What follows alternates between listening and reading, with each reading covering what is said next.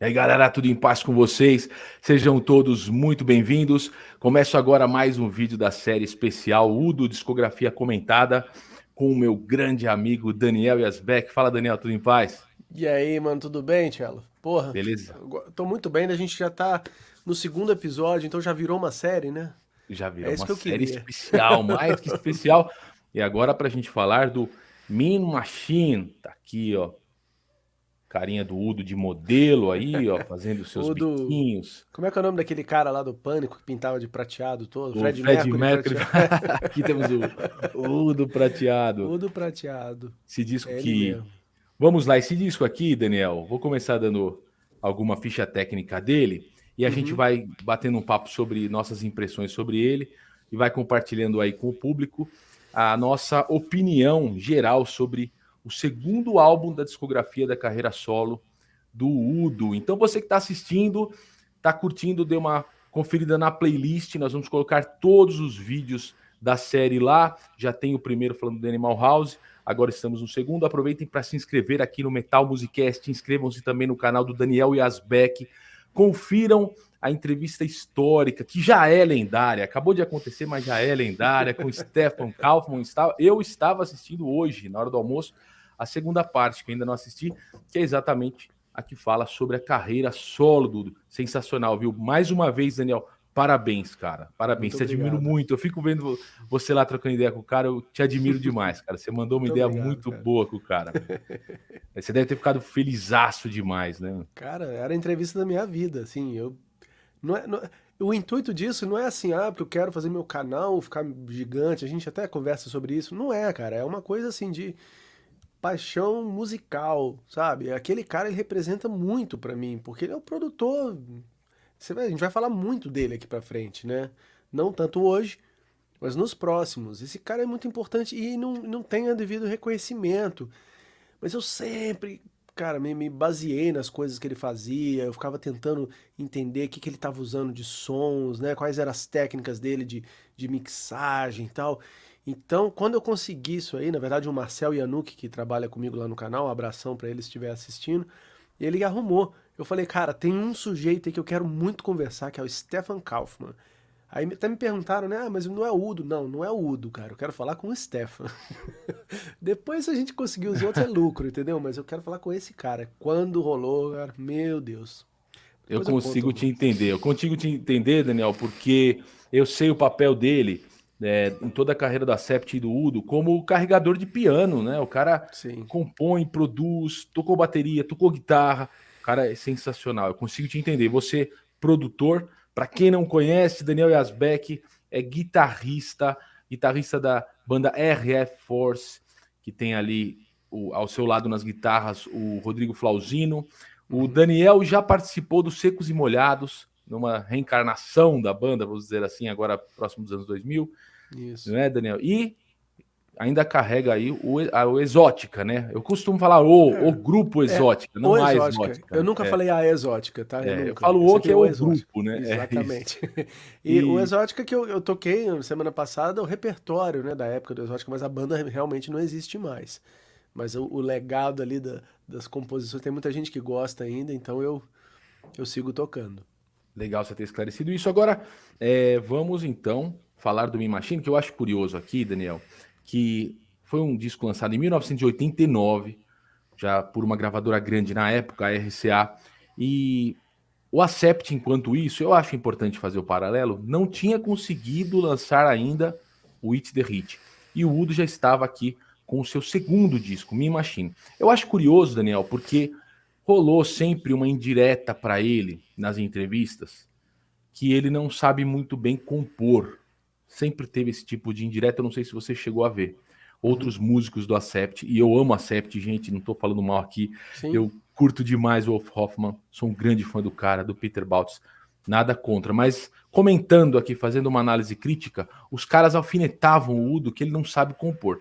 O primeiro disco realmente foi composto pelos caras do Acept, naquilo que a gente conversou. Se você não sabe os detalhes, dê uma conferida no nosso vídeo anterior, que fala sobre Animal House. E aqui, de fato, ele estava sozinho. Aqui ele tinha que compor sozinho.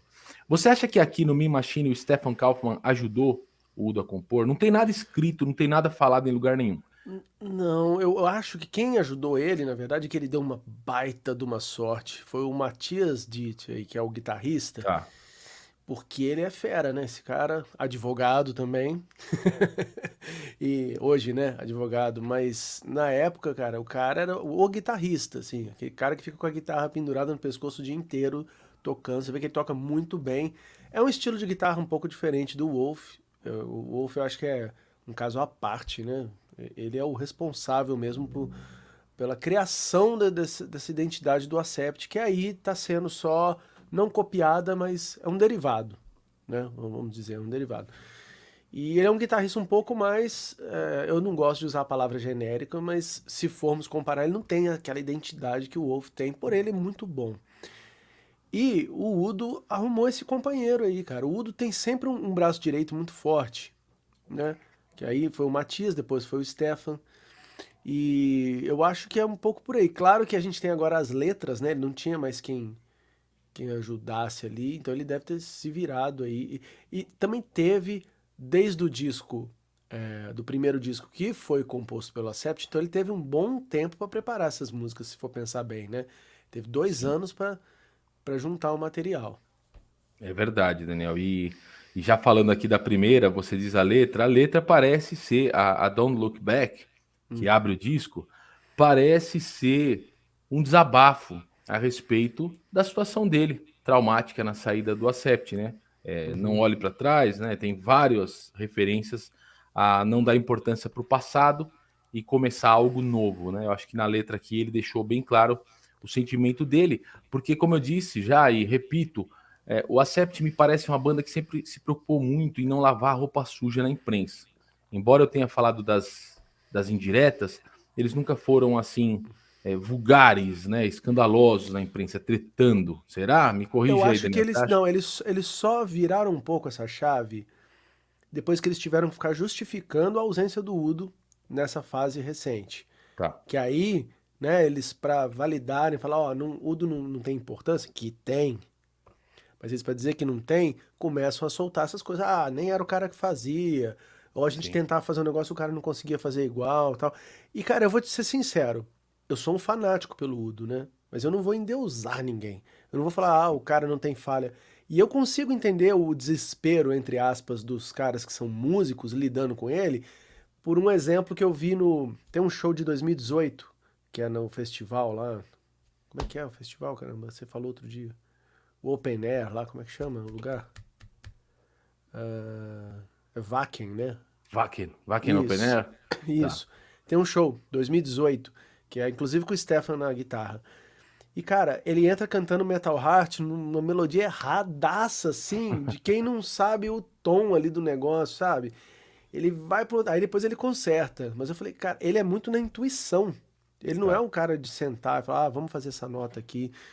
Então isso devia ser uma coisa meio complicada para os caras. Porém, pessoas como o Stefan parece que tem toda a paciência do mundo para ajudar, para poder extrair também um negócio que é uma pepita de ouro, né, meu? É um negócio que você não Sim, vai achar em outro lugar, a voz dele. sim. É um Então o cara talento sabe fazer. único. É. E aqui a gente já entrei no faixa a faixa, Daniel, que a gente vai intercalando comentários, comentando já as faixas. Claro. Acho que assim fica interessante para o pessoal que está nos assistindo também. E Uhum. aí, Daniel, nós temos a Don't Look Back, eu acho uma sonzeira, cara.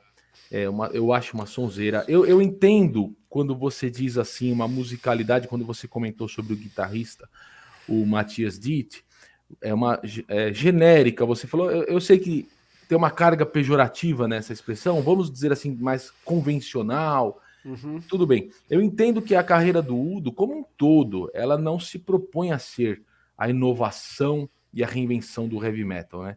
Ele tem a proposta de trabalhar dentro dos padrões do metal já consolidados. Eu acho que até isso foi um pouco do conflito que ele tinha com os caras do Acept, que sempre queriam levar a banda para outros horizontes, ali nos anos 80 e 90. Sim. E o Udo talvez sempre sendo a opinião de ficar no metal tradicional.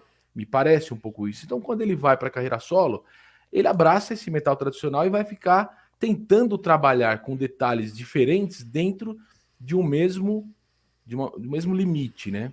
Uhum. Então, quando a gente vê a Don't Look Back, eu acho, Daniel, uma sonzeira, cara. Eu sei que é um speed metal, um metal tradicional, não vai reinventar o estilo, mas eu curto demais. Você curte essa faixa de abertura? Curto, mas eu vou falar já uma característica desse disco que me faz dar a opinião que eu vou dar. Antes, só deixar muito claro uma coisa, tá? A gente se propõe a fazer essa série e esse tipo de vídeo, né, comentando um disco, não é porque a gente acha que a nossa opinião vale mais do que quem está assistindo. É uma opinião. E assim, a coisa mais fácil do mundo era não ter que dar opinião pra ninguém. Tipo, eu gosto ou não gosto, guardo pra mim, né? Quando a gente faz aqui agora, eu tenho que ficar explicando o que que eu gosto e muito mais ainda o porquê que eu não gosto de tal coisa.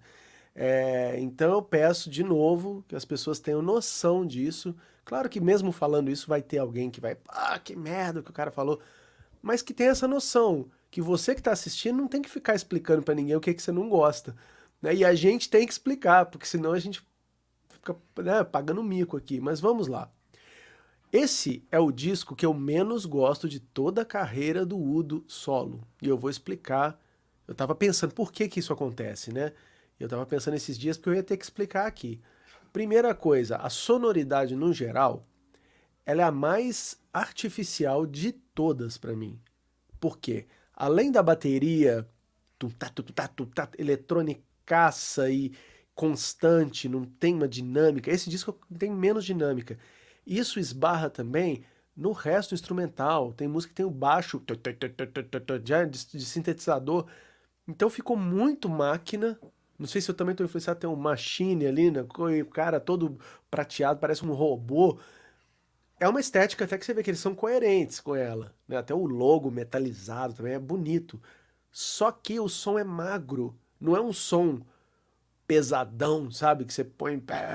O baixo é tudo magrinho, assim, esse disco, sabe? E isso me incomoda a ponto de ser o disco que eu menos pego pra escutar. Porém, vamos lá, quando a gente fica muito tempo sem escutar esses dias eu também peguei pra ouvir de novo.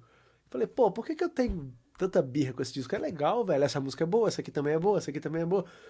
E aí eu consegui entender umas coisas, mas, por exemplo, essa música não tem nada que reclamar, a não ser uma coisa de época, que é o desleixinho programado. O começo tem o cara plugando a guitarra, e no final tem um plum de baixo Cara, ridículo. tem uma nota de baixo solta. Não, Eu que falei, os caras parece que não é cortaram piada. isso, velho. É, Parece piada, velho. eu Uma acho muito besteira, louco. né? Acaba a música e dá um tom de baixo Um ali peido, no né? silêncio. Pé. Falei, cara, os caras não cortaram o negócio, fizeram pra curtir, não sei, pra tirar um barato, É. né? Tava com o prazo muito apertado, manda lá pra mixagem, dane-se, vamos fazer o Mas negócio. pro final vai ter outra dessa que a gente vai Mas ter eu que acho entender. interessante o que você falou, Daniel, e eu acho interessante, na tua entrevista com o Stefan Kaufmann, na parte em que vocês falam da carreira do Udo, ele comenta que ali nos discos que ele começa a trabalhar, né, tem esse lance de produção e composição, né? Nas entrelinhas do que ele tá falando, ele diz, pô, você faz elogios de algumas músicas ali, eu acho que até quando vocês falam dos discos do Accept, do Death Row, e dá para perceber muito esse lance. Você é músico e produtor, você conseguiu trocar essa ideia muito bem. Eu vi que ele te respeitou muito na Pô, entrevista, legal. ele curtiu trocar ideia com você, porque ele sabia que você entendia muito bem do que falava, e ele deixou transparecer que existe esse conflito, vamos dizer assim, ou essa relação, melhor dizendo, que não é um conflito, não é uma coisa tentando acabar com a outra, mas é uma relação de composição e produção, a roupagem sonora que se dá para a composição. Então o cara tá lá no estúdio, ele faz a jam dele lá, eles conversam, vai ser assim e tal, fizeram a composição. Agora tem que dar todo colorido para a música, tem que colorir isso, com qual timbre, com qual Uhum. equipamento, com qual hoje em dia os plugins, né, de É. estúdio, hoje em dia você põe tudo que você quiser. E me parece muito. Eu concordo com você, Daniel, nesse lance olhando pelo lance da bateria, a bateria é muito magrinha, né? Você vê que os É. caras. Não sei se é uma compressão de áudio, eu não sei tecnicamente o que é. Ou isso que você falou, os caras usavam pads na época, né? E em vez de tocar em bateria de madeira, de tambor, e isso padronizava de uma maneira que eles acho que estavam buscando a facilidade da tecnologia, mas ficou uma sonoridade mais magrinha, isso sim, eu concordo com você. Mas em termos de composição, para usar essa diferença que você bateu um papo ali com o Stefan Kaufmann, eu acho uma baita composição, mas eu concordo com você, eu gosto do disco, eu curto, mas eu consigo te entender e concordar que o som é comprimido, é magrinho, assim, eu consigo sacar isso. E tem os efeitos da época. Você vê, se a gente passar para a seguinte, né, para Break the Rules, tem aquela sonoridade que o Judas Priest usa no Turbo, né? Ainda parecendo um primo pobre, né? Parece que tá um pouquinho mais árida, mais tosquinha, assim, né? Vamos dizer, com cuidado com aqui. sérias restrições orçamentárias. Exato. Você fala, não, vamos na. Os caras pensam, vamos na cola de um turbo, mas não tem toda aquela grana que o Judas Priest tem no orçamento dele, mas vamos fazer parecido, vai sair parecido. E aqui na Break the Rules, isso fica bem claro, né? Esse lance da sonoridade da época, que na minha cabeça vem o turbo do Judas como principal referência, cara. É verdade, vem sim. É o sintetizador, né? Esse É isso. que é igual eu te falo, é mais uma coisa, porque a bateria a gente entende. Eles estavam usando esse tipo de bateria nessa época, porque era um alívio você conseguir um som que era forte o tempo todo, que isso é muito importante no heavy metal, né? Pra você cortar ali a massa de guitarras e de, né, aquele som que já é pesado, já é um negócio sólido. A bateria tem que estar constante e com um som que apareça ali, né? Que seja, como eu falei, cortante. Quando você pega o eletrônico, ele tem isso, e tem isso sempre. Acústico não. Cada hora você bate num lugar, bate com uma intensidade, isso muda muito. E você tem a microfonação da bateria, um microfone influencia no outro, você sabe a zona que é, né? Pode Pra mixar uma vazar, bateria, né? cara, é uma coisa muito mais complicada. Então, eu acho que os produtores dessa época, e é o mesmo produtor do Animal House, né, o Mark Dodson, Sim, isso aí. ele tava usando o que todo mundo queria. Fala, velho, por que a gente vai ficar lá quebrando a cabeça com a bateria acústica convencional se a gente pode ter um negócio que soa bem, faz a função e deixa moderno? Porque isso aí na época era moderno, né? Você dava um play nesse disco aí, pô, tá pau a pau com as coisas da época, em termos de os elementos que eles estão usando. Agora, falando da música, eu adoro Break the Rules, eu acho que ela tem um dos melhores refrões, eu acho que o plural de refrão, nunca sei falar se é refrões, Até hoje eu também não refrões. entendi. Eu sempre falei refrãos, né? Ou falei refrões? Eu acho que podem ser os Refrões. dois, tá? Eu acho que podem ser os dois. Eu ouvi alguém dizendo que podem ser os dois. Mas eu ouço gente falando refrões e refrãos. É que refrãos me estranho, né? Refrões, refrões. Agora nem sei Essa mais. porrada de refrão. Essa porrada de refrão, eu achei ele muito bom. E é uma das músicas que o U do anos 90 continuava tocando. Volta e meia tem um disco ao vivo que eles colocam essa música. E o Stefan citou ela na entrevista. Ele falou: eu gosto muito lá da segunda música, Break the Rules. Não, ele falou que é a primeira. Só que ele falou Break the Rules, então a gente já sabe qual é. Pô, eu não cheguei nessa parte da entrevista. Mas eles, realmente, nessa versão que eu tenho, né, versão argentina, da Icarus, né, da gravadora argentina, Olha. eles têm como bônus a Break the Rules. Legal. Tem o Mas de clipe. época aí, será? Ela teve essa clipe também, não, eu não sei, não tem nenhuma informação. Eu teria que ter visto em algum site, ter visto na internet. Não tem nenhuma informação do local em que foi gravada essa versão ao vivo, não tem nada. Aqui tem o clipe também, aliás, já estamos falando de época. O clipe vale algumas risadas hoje em dia, né? Ele é bem de referência de época. Udo fazendo sua dancinha anos 80, né? Total. Eu tiro um barato, mas eu adoro, cara. Eu adoro isso. Eu dou risada gostando, cara. Mas, ó, cá entre nós, quem tá nesse momento do vídeo é porque gosta muito. Então, sabe, a gente tá entre o pessoal que já gosta demais. Então a gente tem uma liberdade pra dar uma zoada, entendeu? Eu gosto de bom humor, né? Eu adoro. Se você estivesse falando com quem já detesta o heavy metal, você tá querendo mostrar, você não vai falar mal, você não vai rir, você não vai apontar os defeitos. Mas aqui entre membros da família, aqui só iniciados aí a gente fala, né? Não, mas é bacana, o vídeo é legal, aquele ao vivo fingido, né? É um local de show que é reservado no dia, os caras fazem a gravação ali, simulando que é um show, e também bem marcado com aqueles clichês dos anos 80, que não deixa de ser bom também, é interessante, sim, né? Ainda mais a gente que faz esse trabalho aqui arqueológico, né, Daniel, de resgatar a história para deixar aqui registrado na internet. E a terceira, eu gosto muito também, Daniel. Eu sei que, cara, eu comentando vídeos de Accept e do Udo, eu fico repetindo, mas eu gosto, cara, que é We're History. We're History. Curto demais, também começa com uma sonoridade bem marcada com essa produção toda que a gente tá falando, né? Mas eu gosto demais, o refrão, cara, refrão muito bom, cara. Começa com um riff que é simples, você é guitarrista, você deve saber bem. Ele é simples, mas ele cativa aquele riff de chamada da música ali, né? Tem duas guitarras, uma que vai descendo, enquanto a outra tá... Isso é legal, né? Depois cai num som mais cadenciado, que é um pouco mais convencional, como você falou, parece com algumas... É aquele tipo de som que você fala, pô, eu já ouvi isso em algum lugar. Não é nada também que vai reinventar o estilo. Mas eu gosto, a música cativante, assim. Refrão bom, linha de vocal curto demais também, cara. Eu acho ela um pouco mais fraca no sentido de que... Quer ver, ó, uma das coisas desse disco que não funciona pra mim são os backing de galera. Não, talvez seja o Stefan, velho. De novo vou falar, porque os discos do Accept que tem ele, os discos do Udo que tem ele, tem os melhores vocais. Não é que ele seja um cantor, não é isso. Mas ele sabe a fórmula que ele aprendeu com o produtor lá no Balls to the Wall. Ele aprendeu a fazer isso muito bem. Então ele sabe que você tem que gravar muitas vezes, né? Você pega aquela galera, grava, troca o pessoal de posição. Um faz grave, um faz um agudinho no meio do negócio, tudo junto, uns fazem errado, porque, igual ele falou, tem que ter, igual no estádio, né? Nem todo mundo sabe cantar afinado.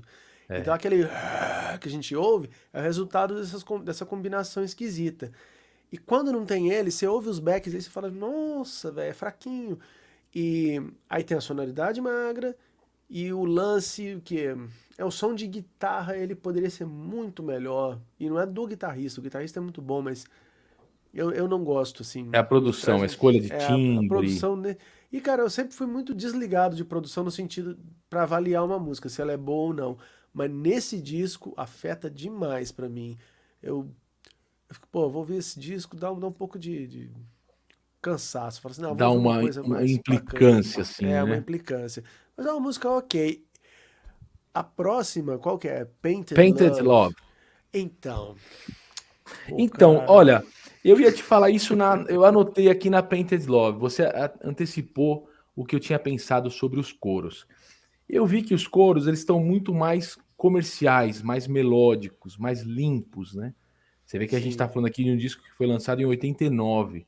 O Accept estava lá prestes a lançar o It's the Hit, estava buscando a sonoridade mais limpa, mais melódica, radiofônica. O Udo resolve ficar no metal. Eu ia te perguntar, Daniel, se você não acha que é uma tentativa do Udo, dentro do padrão metal tradicional, de soar mais comercial, essa opção. Eu tinha marcado para te perguntar aqui no comentário da Painted Love. Sim, tem algumas músicas nesse disco que tentam isso, sim, e essa é uma delas. É um riff quase hard rock ali. É um hardão, né? É o moderno de época, igual eu falo, né? Que fica datado. Sim. Tem o moderno de época que sobrevive e os que ficam datadados. Essa aí eu acho muito datada. E eu tô supondo aqui que seja o Matias que seja o grande responsável pelas composições, né? Ele consta aqui como compositor dessa também. Dirk Snyder Ditt, que é o Matias Ditt, e o Suze Mil, que é o outro... temos que falar desse cara, hein? Tem um asterisco sobre esse cara. Mas o que eu acho? O estilo de composição dele, ele faz um negócio que eu gosto, que ele não fica no mesmo tom, no campo harmônico, né? Que é aquela coisa que deixa meio monótono e tal. Ele fica variando. Só que às vezes ele fica variando para uns lugares meio aleatórios, sabe? Eu lembro... Você é fã de Kiss também? Você deve lembrar do Sonic Boom, quando saiu. Sim. Tinha uma música lá no meio, as músicas do Gene Simmons era tudo coxa de retalho, tudo música velha que ele colou um pedaço de uma com a outra e foi, né? E tem uma lá que eu adoro, chama Hot and Cold, e as críticas falavam muito isso. O pessoal falava, velho, Gene, existe esse tom, esse e esse, mas não significa que eles podem estar juntos na mesma música, cara. Segura a onda, porque as partes não parecem ser. E esse disco tem muito disso, cara. Nessa música tem... Você pega esse riff, aí depois você ouve o riff da ponte, depois você ouve o refrão, parece que são músicas diferentes no mesmo andamento, sabe? E isso me incomodava um pouco, eu falava, pô, parece que não teve um carinho. Sobre o guitarrista aí, o Andy, como é que é? Suze Mil. Esse cara, eu peguei uma birra dele, depois que o Stefan falou, porque o Stefan falou... Tentar mostrar o Suze Mil aqui. Isso eu vou falar de novo quando a gente for falar do próximo disco. que ele falou que se o Stefan fosse seu produtor, ele tava fora da banda. Você Sério, acredita cara? nisso? Esse cara jogou essa. Talvez intimidado, porque o Stefan também sabe tocar guitarra, você deve ter feito algum comentário pra esse. Então eu fiquei com a impressão que esse cara é um baita de um babaca. É mesmo. Ele entrou nesse disco, né? Ele E substituiu ficou aí, um né? dos guitarristas, e já chegou compondo. Eu não sabia disso que ele comentou. Olha só. Eu Tá peguei uma aqui. birra Vamos, desse cara. Eu sou. vamos colocar a carinha dele aqui para todo mundo ver. É Carinha esse de aí. Steve Vai aí, ó. Um Meio sósia do Steve fazendo Vai. boquinhas e caras e bocas. Suzy Mil. E ele compôs aqui a Painted Painted Love Love. também. Ele tá em várias, se é que não tá em Baita todas, né? hit. Imortalizado em Painted Love. Mas aí nós temos a faixa título seguinte, Daniel, Me Machine. O que Essa é você acha boa. dela? Essa é Essa é boa. boa, né, cara? Essa é Essa boa de também eu curto verdade. demais, cara. Essa pode estar com o som que for, pode ser É. demo. Tá vendo? Essa é um musicão. Os riffs, a melodia de Sim. voz, né, cara? O refrão é Essa muito vale. legal, né? Vale muito ser a música título, né? Essa vale. Acho que os caras sabiam que tinha uma faixa forte, até se tornou a música que dá nome ao disco. Dirty Boys vem na sequência. Cara, Dirty Boys me lembrou um pouco a influência que os caras sempre têm, o Udo à frente, né? De Judas Priest no momento ali, Point of Entry, será? eu Nesses acho que é discos, mais Ram It Down, hein? cara, o disco que eu não gosto do Judas Priest é Ram It Down, Ninguém cara. gosta, né? Cara, Velho, assim, eu acho que poucas coisas são mais irritantes do que o começo dessa música pra mim. O riff é feio, meio com uns harmônicos, assim, cara, eu ia te feio perguntar demais, isso, cara. cara. Eu ia te Nossa. perguntar, você guitarrista, o que você achou? O cara repetidamente num looping ali, Cara, puxando é tudo. chato e é meio, não vou falar genérico, não, é meio gratuito da época.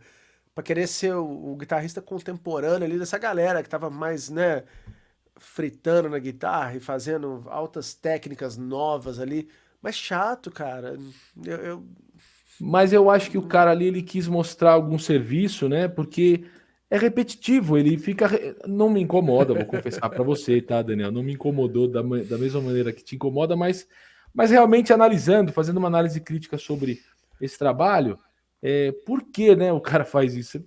O cara parece que tá num ensaio, né? Parece que tá brincando com a guitarra. Ele ficou ali puxando, ali, dando os harmônicos dele ali repetidas vezes, e aí começa a música. é. E tem Malvadão, ele quis de dar uma de novo no meio malvadão. Aqui, dela. ó, como eu sou malvadão, tal. Essa aí pra mim não rola muito legal, não. Não, eu até gosto, eu gosto. E aí nós passamos, Daniel, para Streets on Fire. Aqui sim, vê se você concorda comigo. Parece um Judas do Point of Entry. Sim, Parece, né? parece. Um Parece. Judas dessa fase do Point of Entry ali, quando o Judas tentou já começar a ser mais comercial, começo Que é dos um disco que 80. eu gosto muito, o Point Eu of Entry. gosto também. Eu achei ele muito melhor do que falam dele. Eu lembro o Kai Hansen falando que foi a grande decepção, né? Depois do British Steel, chegou aquele disco que as músicas eram fáceis de tocar, poucas notas, mas eu acho um descasso, um dos Eu meus gosto também. preferidos. Eu gosto sim. Eu E também, sobre eu essa. só não gosto do Hamid Down do Judas Priest. Todos os outros eu curto por Eu por consigo ver diferentes músicas razões. boas em todos, cara. É, É, menos no primeiro. O primeiro do Judas eu não você não consigo. consegue. Não consigo. Não consigo. Caviar and Mets, não. Meu Deus, cara. Bom, Rock'n'Rolla. O o, clipe ainda, eles tocando de Jimi Hendrix, as roupas do Jimi Hendrix, né? é meio esquisito. Eu ainda consigo gostar, cara. Eu tô com minha Não, nota de isso é corte é sempre pessoal. baixa. Isso é É, pessoal. estamos trocando Agora, ideia aqui, mas minha agora nota de corte é sempre baixa essa desses Streets caras on aí. Fire é uma música legal, bacana, assim, mas eu não pego o disco pra ouvir ela de jeito nenhum, assim. Falo, pô, preciso ouvir Streets of Fire. Essas músicas todas, com exceção até agora de Break the Rules e Me Machine, elas pra mim não têm qualidade pra estar no primeiro, no Animal House. Elas são músicas inferiores. Poderiam ser sobras até, na minha opinião, tá? E isso vai continuar aqui um pouquinho, porque a gente tem a próxima. Desculpa que eu tô apresentando aqui também algumas, pra gente já, já Vai seguir. deslanchar aqui. Lost Passion. Lost Passion. Eu gosto bastante dessa música também, Daniel. Você não curte? Então, Pelas mesmas cara, razões ou tem algo diferente aí? Não, ela tem um refrão um pouco melhor.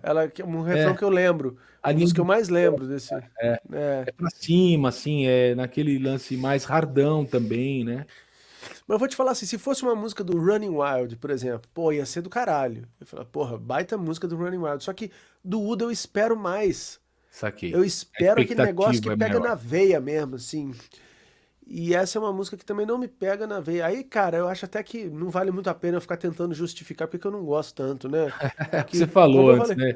quem tá assistindo não vai ficar se justificando também do que não gosta, só vai meter o pau no que a gente falou se a gente falar alguma coisa que ele não concorda. É foda isso, né?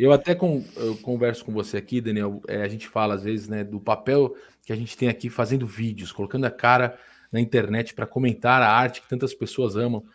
Eu vou dar um exemplo, a banda Ghost. Eu não gosto, mas eu não faço vídeo. Eu não tem nada no meu canal eu Sim, falando porque sim, eu não gosto. sim. Porque eu não vou explicar porque eu não gosto. É No difícil, né? fim, é gosto. Eu vou fazer uma série de racionalizações e às vezes eu vou me contradizer, porque vai ter uma outra banda que tem mais ou menos aquelas características que eu vou gostar. E aí vão Entendeu? vir te Então, cobrar, né? Ah, como é vão que você cobrar. gosta de Peraí, tal banda? esses três motivos pelos quais eu não gosto do Ghost, às vezes aparecem numa banda que eu gosto. Então é só É, uma banda com a qual eu não dialogo bem, não me diz nada, não se conecta comigo. Pronto, não vai ter sim. vídeo. Daria muitos views fazer um vídeo sobre o novo dos caras aí e tal, Ainda mais todo se você mundo falasse falando. mal. É, exato. Tô tentado a fazer para ganhar algumas views aí. Agora, Sweet Little Child, aí eu vou concordar com você, Daniel. Aqui chegou uma música chata demais, cara. Sweet Little Child. É a Que é música que é uma isso? choradeira, aí sim, A aí eu não balada curto. fraca, né? Uma balada sem Balada inspiração, fraca. chorosa. É típico assim. É tipo Scorpions 88, que disco. Esqueci o nome. Que é o que vem depois do Love at First Sting. Que é aquele disco É que o demorou um Savage tempão. Amusement. Savage Amusement. Isso. Esse disco, ele tem músicas legais, mas ele também tem uma sonoridade já que não é aquela clássica, é pasteurizado que falam, É, né? Plastificado. E aí tem umas baladas que são bacanas, mas elas não chegam a ser, né? é, Aquelas. Por exemplo, Wind of concordo. Change é uma música que ficou muito brega com o tempo, né? Você chega lá, o pessoal fala, credo, né? Mas é uma música forte, é uma música forte, uma música de verdade. Você vê as músicas desse outro disco já são um pouquinho mais. Eu não Sabe? curto muito o do Scorpions, Savage Então, Amusement. É como você falou, você consegue pescar algumas coisas ali que tem valor, mas de uma maneira geral também é uma decepção. ficou Nossa, meio quando eu comprei bregão, esse meio disco. cafonão, assim. Até porque eles vinham de dois grandes Sim. estouros, né, cara? O Blackout e o Love at First Sting. E aí vem com aquele tentando manter, mas já estavam cansados, porque os caras já É estouraram, já estranho. É um gastaram disco tudo que muito tinham. estranho. É, E o Crazy World é bem melhor. E eu é, conhecia o Crazy se World coloca um bem pouco antes de melhor. conhecer esse. Aí quando eu ouvi o elo, né, do Love at First Sting com esse, eu falei, nossa, que disco estranho, bicho. Mas então, essa música, eu sinto um clima daquilo ali, e você vai ter um som de piano, mas é um pianinho feinho, plim, plim, meio magrinho, tudo é magrinho, igual, né, em termos de sonoridade. E pro heavy metal a gente precisa de um negócio mais amplo, mais. Pô, você tá com a camisa aí do disco do Halloween, olha o som desse disco, velho, olha como é, né? Sensacional, né, cara? É. Porra. Então eu acho que o Udo merecia mais. Merecia talvez outro produtor, apesar de eu gostar muito desse cara. Nesse disco, esse pacote de músicas aí, precisava de alguém que interferisse mais na música e na sonoridade. Talvez, sabe? Alguém pra falar, beleza, isso aqui é o que tá pegando agora, mas não vamos muito pra lá, não. Não vamos usar tudo muito artificial, não. Sabe? Vamos com calma. Ah, É. foi uma aposta deles. E talvez não tenha, talvez tenha sido feito às pressas. Eu não sei se você tem essa informação. Porque, poxa, igual você falou, o Acept estava fazendo um disco, ele já tinha soltado dois. Pode ser que tenha alguma coisa, ó, precisamos manter o momento, né? A chama acesa aí. Então já lança outro disco. Aí os caras, vamos Sim. pegar essas músicas aqui e vamos embora, né? Eu tenho certeza que foi isso, Daniel. Eu tenho certeza que os caras da equipe Udo estavam ali com aquela competição velada com a Sept, o Acept perdido ali, tentando se encontrar com o David Rich, tentando traçar toda aquela estratégia mercadológica para o mercado, para estações de rádio e tal, tudo ali dos Estados Unidos. E o Udo correu e falou: ó, já lançamos dois e os caras nem saíram do lugar. Acho que tinha esse elemento porque os caras estavam numa gravadora grande, a RCA e aqui ó, a BMG na Alemanha, cara, em 89. Era uma major na época. Algum orçamento bacana devia ter. Um produtor que não era um qualquer, como você bem situou aí. Só que é aquilo, né, Daniel? Você é líder de projetos musicais, você sabe? O cara, para tocar um negócio na música, tem que ter muita personalidade. Aqui eu acho que o Udo vinha de uma história desde os anos 60, que ele começou a Sept no quarto da casa dele, né? No começo dos anos 70, lá com o Uhum, Michael Wagner, né? Os caras uhum. amigos de infância começaram a Sept. E ele estava sempre acostumado. O Peter Baltz, um grande compositor, o Wolf Hoffmann, um grande compositor. Ele estava um pouco acomodado, talvez. Quando ele sai e tá ele ali no clarão da floresta, sozinho, se vira agora. Ter essa pegada para mandar em tudo e ter a atenção a todos os detalhes, eu acho que ele precisou calejar um pouquinho em alguns álbuns, né? Até chegar lá no Solid, que vocês conversaram muito bem na entrevista com o Stefan Kaufmann, que ali ele firma um estilo, um Sim. padrão, uma segurança em É termos de praticamente produção, né? outra carreira, né? Não é a mesma né? carreira solo dessa do início, é E verdade. aí o papel do Stefan Kaufmann também, já como músico, como compositor. E eu acho que aqui, eu lembro que eu ouvi como que é o nome daquele cara que cantou no Rainbow, Graham Bonnet, né? Sim, sim. Eu lembro que o Steve Vai, se eu não me engano, deu uma entrevista falando que era um cara que não tinha muita personalidade, o Graham Bonnet, para liderar. Pode Sei. ver que as bandas dele não vão, o cara é talentoso, canta bem e tal, mas você vê que não sai de um patamar, porque... E um dia eu conversando com o Kiko Loureiro aqui, eu chamei o Kiko Loureiro, não, eu chamei o Dave Mustaine de gigante, falando com o Kiko Loureiro. E um outro amigo meu falou, pô, você acha o Dave Mustaine um gigante, cara? Eu falei, cara, você imagina um noia, com todo o respeito, o próprio Dave Mustaine, na expressão americana, ele se chama disso. Ele era um noia, Sim. cara. E Uhum. você sabe, Daniel, o que é você conseguir convencer produtores, empresários, patrocinadores a te dar dinheiro, cara. E o Noia assinando os contratos e liderando aquilo, e pondo uma banda na É, estrada, ele é e foda. recebendo equipamentos de patrocinador, e tendo que decidir como vai ser o palco. E os americanos não gostam de palco magrinho, cara. Lá nos Estados Unidos tem que ter luz, tem que ter explosão, tem que ter gente fingindo que tá se enforcando na iluminação. Não dá para fazer aquele low profile lá para os americanos. Então eu falo, não, o Dave Mustaine, como um cara que saiu de onde saiu, de uma família disfuncional, de uma demissão traumática do Metallica, um cara que se internou mais de 10 vezes, conseguir convencer patrocinadores, empresários, gravadoras a dar dinheiro para ele tocar uma banda que hoje é uma das mais importantes do cenário, eu falo, o cara é um gigante.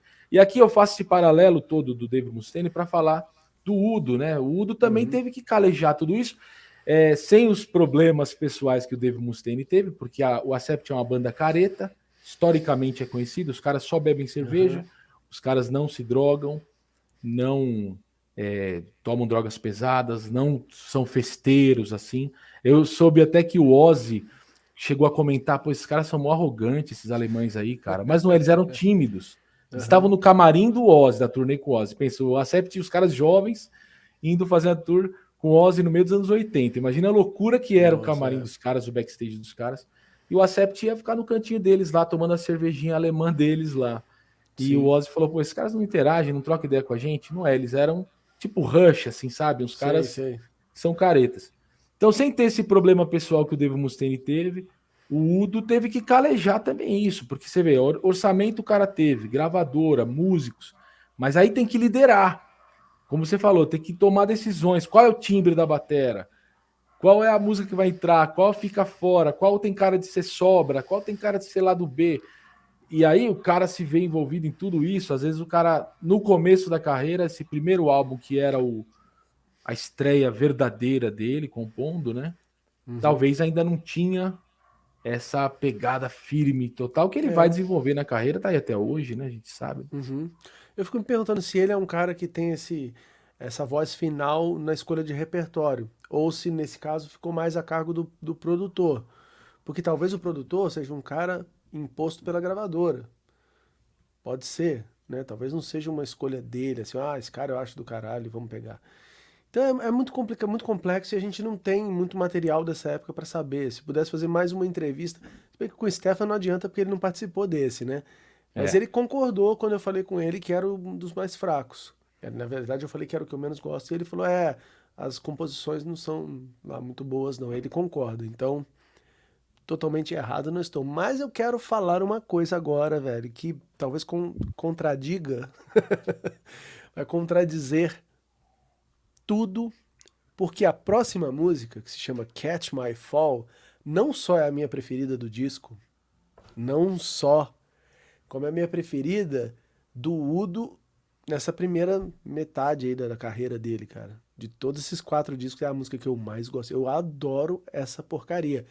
Por que que eu falo porcaria? Porque eu imagino que você não deva nem gostar dela, porque ela é muito comercial. Muito. É a mais comercial. É felizinha. O refrão dela tá até entendeu? é. Não, eu acho uma música boa, respondendo a tua questão. Eu acho uma Ainda música bem. boa, mas ela passou batido, assim, não era uma Passou, ninguém tá nem música aí. que se destacou para mim. Claro Uhum. que ela tá no fim do tracklist, né? Às vezes você já tá ouvindo um álbum, você já tá um pouco mais distraído, mas nada que se destacou para mim. Mas Sim. interessante você falar. Vou até voltar a Cara, ouvir pô, para dar uma assim, olhada, para o, dar uma o, o- percebida os nos riffs de detalhes, né? guitarra, eles são tortos, mas dentro da esfera da coisa um pouco mais alegre. Ele não é aquele metal malvadão, cromático. Né, né, né, né. Não, ele tem um trabalho, troca de tom toda hora também essa música, né? Faz modulações, só que são espertas, assim, elas me pegam de surpresa e, opa. E a melodia do refrão é um hard rock alegre, velho. Sabe? Quando eu Sim, falei com o Stefan na entrevista, eu acho que ele confundiu que música era essa, porque eu falei que era que eu falei, eu adoro aquela música. E eu falei, e aí, que você lembra dessa? Ele falou, essa aí foi uma piada. Mas eu acho que ele está se referindo à próxima, próxima. A próxima é uma não é? piada. A É, próxima é uma certeza, piada. Você certeza. conhece o Ugly Kid Joe ou não? Nunca passou por um Conheço, disco eu, deles? eu fiz uma coisa que você não vai gostar, cara. Eu estava lá em Você quebrou um 1990. disco deles? Não, eu estava lá em 1994 no Morumbi, no estádio do Morumbi. 4 bandas iriam tocar no Hollywood Rock. Tocou a primeira, que era o Live, eu fiquei no show, mas eu fui Sepultura ver o Sepultura na tour do Chaos AD, que foi e foi histórico, embora. histórico. E acabou Sepultura, eu falei, pra mim, nada É, tinha mais. Robert Plant também, né? Pô, eu Mas fui assim, embora, ia ser Ugly Kid Joe a seguinte e e Robert o Plant Robert ia Plant. fechar. E eu fui embora, cara, Tudo depois bem, do, tá do certo. Sepultura. É que eu conheci na época, né? E eu conheci pelo clipe, eu achava o clipe uma porcaria, aquela Everything About You. Eu falava, que merda. Mas eu conheci depois, tinha Neighbor, que era uma música que era tipo um AC/DC mais porrada assim da época. E só pra dizer que no primeiro EP deles tem lá as músicas e no final tem uma que chama Heavy Metal, que é quase isso aí. É uma É uma barulheira, brincadeira. uma Tá. brincadeirinha. Mas só que você pega o Ugly Kid Joe fazendo brincadeirinha, você entende agora. O Udo, velho, que é o Cara, é uma mesmo produtor. brincadeira, cara. Mark Eu achei Dodson que. depois foi fazer a É, produção do Ugly Kid Joe, Mark Dodson. tá. Mas é uma brincadeira sem graça essa aí, né? Chama Still in Love with You. Aí você acha que vai Eu ser uma achei que balada. Sept, cara. Eu achei que era indireta pro Sept, cara. O Ah, título, ó, será? ainda amamos vocês, ainda caio de amores por vocês. E, e olha aqui, Ah, tô tocando qualquer porcaria aqui pra vocês. Eu acho que foi isso. Faço a será, leitura, cara? cara. Uma indireta pro Acept, velho. Como eu disse pra você, os caras não falam muito nas entrevistas, mas ele aproveitou aqui e falou: dá uma zoada. Esses caras, uma piada interna deles, que eu acho que só eles entenderam. Na minha cabeça de fã foi isso. Ó, os caras estão mandando uma indireta pro Acept. Tanto na abertura do álbum com Don't Look Back, quanto no final, Still in Love with You, cara. Minha leitura Legal. da coisa é essa. Pode ser. Um dia a gente. Pô, se a gente pudesse fazer uma entrevista com o Udo um dia, né? A gente fala, me Olha, explica isso. eu não sei se eu deveria falar, mas eu tô atrás da entrevista com o Udo. Eu não gosto de falar antes, É porque vai Daniel, que não rola, porque né? vai que Pô, não rola seria ficar aqui lindo, hein? registrado. Eu tô falando com a galera, mas vamos ver, vamos deixar aí que eu tô Pô, eu te atrás. passo umas perguntas que eu quero fazer e você faz lá Não, pra você mim. faz comigo, cara. Nós ligamos aqui o Pô, StreamYard, você faz comigo. Você tá convidado já aqui. imagina. Pô, Vai fazer obrigado. junto. Se eu fechar de fazer com ele essa entrevista, você tá convidado, você Não, vai mas fazer ó, junto. Você vai falar com ele junto se comigo. por acaso não der e você tiver que fazer sozinho, cara, eu vou te passar umas perguntas e essa vai ser uma. Essa vai Que ser uma. caralho é Still in Love with You? Quem fez isso, cara? Bom, mas tudo bem. É E aí isso. temos a versão ao vivo, né? Que você falou de Break the Rules, que Aí é. tem aqui nessa versão da Icarus Argentina que A informação que eu tenho é que é oficial lá da Argentina, é um produto licenciado mesmo da Argentina, não eram aqueles argentinos esquisitos lá. E aqui tem a Break the Rules live, sem qualquer informação no encarte de onde foi gravado, com quem foi gravado. Aqui a gente só menciona que entraram 2 caras novos, 3 caras novos, na verdade, em relação ao Animal House, né? Na verdade ficou, obviamente, não precisava nem falar o Udo, e o Matias Ditt. Só esses 2 da primeira gravação do Animal House. Os outros 3 mudaram, né? Então tem o Bodo S, entrou o Bodo S, é o nome nome artístico do. Cadê aqui? Bom, vamos lá. Tá o Bodo S. O que esse cara chama Bodo S aqui? Vamos na ficha técnica. O Matias Ditt na guitarra, Andy Suzemil, que o Daniel tanto adora, tanto curte, na outra guitarra. O Thomas S, que deve ser o Bodo S, tá escrito Thomas S na ficha técnica e Bodo S na É um sobrenome meio esquisito, meio russo, sei lá, eu já vi. Nem saiu aqui, mas é isso mesmo. Tem um sobrenome esquisito, é o baixista. E o Stefan Schwarzman, da batera. Bom batera, né? Um grande batera. Um bom batera, mas que temos que falar sobre ele, porque assim, eu não sou baterista, né? E eu sempre achei ele um cara constante. Eu gosto dele ali no Running Wild, acho que, porra, né? Rola legal. Aí nesses discos do Udo, nos próximos 2 ele tá também. Só que eu ouvi uma galera falando dele no Halloween, umas coisas que eu fiquei, caramba, será mesmo? Que praticamente falando que ele é um cara limitadíssimo, que ele não conseguiu tocar no Halloween. Aí depois eu vou querer saber a sua opinião. Não é agora, né? Sim. Depois eu quero saber. Não. Você chegou a ver o show dele com Halloween aqui no Brasil? Não, nesse eu não estava. O que eu lembro, eu não vi o Stefan Schwarzman na batera. 2003. Não, eu não tava nesse aí, cara. Ou a minha memória apagou, cara. O pessoal falou que, velho, que era horrível, assim. E eu não sei, porque pra mim ele é um baterista desse tipo de som, né? Que mete um pedal duplo ali constante. É que eu acho que ele é mais um batera de estúdio, cara. A minha visão do trabalho dele. Ele é chamado em diversas gravações e aí em estúdio tem toda uma dinâmica de se trabalhar que é diferente do ao vivo. Talvez arrisco isso. Ele participou de Running Wild, do Accept, né? Ele correu para gravar 2 faixas quando o teu amigo Stefan Kaufmann não pôde gravar. E no Death Row, né? Foi no Death Row. Foi. E ele gravou com várias outras bandas ali da Alemanha, né? Gravou com Halloween, alguma coisa. Mas eu acho que a pegada dele é trabalhar dentro do estúdio, deve ser um bom funcionário, um cara que atende o que as gravadoras precisam, que os produtores precisam, aquela dinâmica de um bom músico de estúdio, mas a pegada ao vivo... Ele toca nos discos do Accept da volta, né? Você estava falando lá nos 3 primeiros ali, do Blood of the Nations, ele, até o Blind Rage, né? São baterias massa pra caralho, né? Exato. Não, eu acho um bom cara, mas nesse do Halloween eu não lembro dele tá dando umas atravessadas ali, não tô lembrando.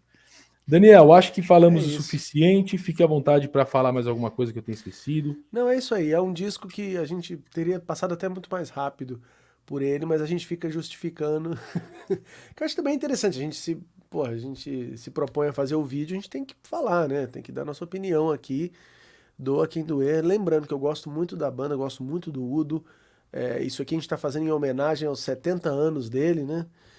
E eu tenho mais histórias muito melhores para falar dos outros discos do que desse. Infelizmente, esse foi dos que eu comprei, assim, que todos os discos do Udo, eu acho, até 2011 eu comprava físico, né? Então, dos que eu comprei, que eu falei, putz, é isso? Mas eu ouvia muito, mas ficava... E os outros não, os outros são... bem mais consistentes. Tem uns ali, o Solid, o Holy, esses daí são... Não vamos entregar ainda não, deixa eu ficar a expectativa. Lá em cima. Tem alguns que dão uma baixadinha também, mas... É uma carreira muito longa, né? Tem suas oscilações, mas como você falou, Daniel, a gente calhou de lançar o primeiro vídeo no dia do aniversário de 70 anos do Udo.